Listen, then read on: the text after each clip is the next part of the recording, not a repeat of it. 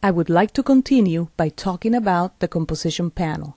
That is this monitor panel right here. As we saw before, this panel is displaying the position and state of the frames at the point in time where the CTI is, which is why this timecode number here and this timecode number here always agree. As the CTI moves in the timeline, the frames in the monitor panel, or the comp panel, update. I would like to talk about some of these icons here. The first one that I want to mention is the magnification button. We could click here and then choose a magnification value in here. Or, even better, we can actually use the shortcuts, which are Command plus for the Mac or Control plus on Windows. And use the minus when you want to zoom out. You can also use the mouse scroll wheel. All you have to do is place the mouse on top of the monitor and use the mouse scroll wheel, and your image will be zooming in and out. Next, I want to talk about this icon right here. If we click, we're going to see that we can display the title and action save areas. This has to do with the overscan. What this means is that some television monitors do not display the same amount of pixels as others. So, if we make this visible, all we have to do is to make sure that important things like logos, lower thirds, titles, etc. are within the inside rectangle. That way, we make sure that our client will be able to read the text or see the logo that we are trying to place on the image. Next, we see a proportional grid. The proportional grid is there to help us position things on the screen. I'll go ahead and shut it off. There's also a grid, which is used for exactly the same purpose as the proportional grid. We also have rulers. From the rulers, we can bring out guides. As you see, the guides are these blue lines, which are very similar to the ones that we can use in Photoshop. I'm going to go ahead and shut the ruler off and the grid off as well.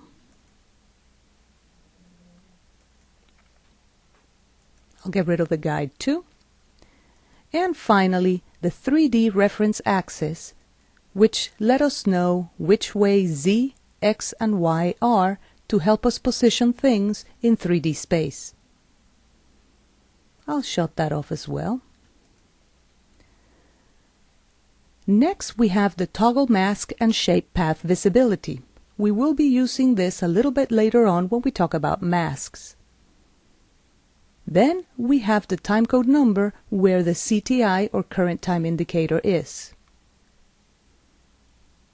followed by the take snapshot icon. We use this icon so that we can literally take a picture of a part of the timeline to be compared with a different part of the timeline. For example, I can take a picture of this. I can move the CTI to a different part of the timeline, and I can click on the icon right next to it, and it's going to show me the frame that I took the picture of. This is really good for when we need to compare two different times in the timeline. Next is the Show Channel and Color Management Settings icon. If we click here, we can choose to see just an individual channel, or the alpha channel, which is the transparency, or the RGB straight. There are also other options in here, which we will be discussing a little bit later. Next, we have the resolution icon. We can click in here and change the resolution that this monitor panel uses to display our image. If we leave it at auto, what is going to happen is that when we zoom out, it's going to show us less pixels. And as we zoom in, up until the time where we get to 100%, it's going to show us full resolution. What that means is that this panel is going to display all of the pixels available to us. Next, we have the region of interest icon.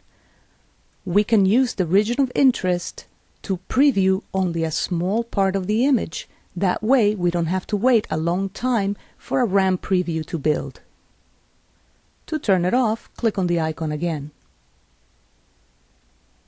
This is followed by the Toggle Transparency Grid icon. If we click here, we will see a transparency grid, pretty much like the one we see in Photoshop. Next to it is the 3D View pop-up button. We can change from which angle we see our 3D compositions. We're going to discuss this a little bit later when we talk about 3D. I'll go back to the active camera. This next icon is also applicable to 3D, so I'll skip it for now.